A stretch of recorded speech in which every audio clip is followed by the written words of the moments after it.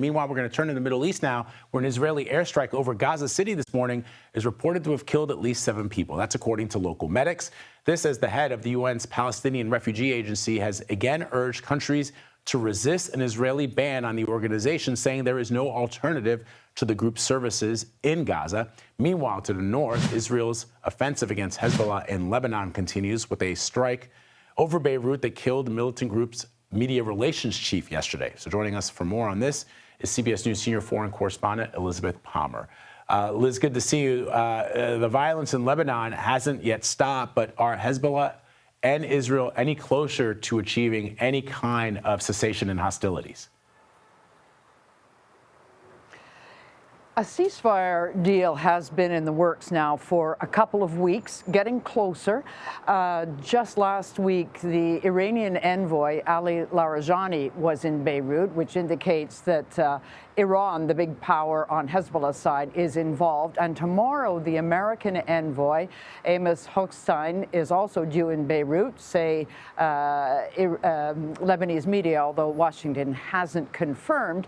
But it does appear that there is a solid draft on the table, and the sticking point now is who gets to police it. So the draft is essentially very much what both parties had signed on to back in 2006, which has Hezbollah withdrawing about 20 miles north of the Israeli border and staying there with a sort of a buffer zone in between. The question now is who keeps an eye on both parties. The Lebanese say they want their army to do it, and they are resisting efforts to have some sort of international oversight. But it looks like it's close and getting closer, which will be a relief for everyone. Indeed. Also, Liz, the Pope has called for an investigation into allegations of genocide in Gaza in that conflict. What more can you tell us about that? Well, this comes in a book that's to be published tomorrow, but excerpts have come out in the Italian media over the weekend. It's by a Jesuit writer, Hernan Al-Qaidi. He's written about the Pope before. This new book is based on interviews with the Pope. Apparently, the Pope had oversight over what goes in the book, so it's his implicit approval. And in it, he says that certain experts think that what's been going on in Gaza has the characteristics of a genocide.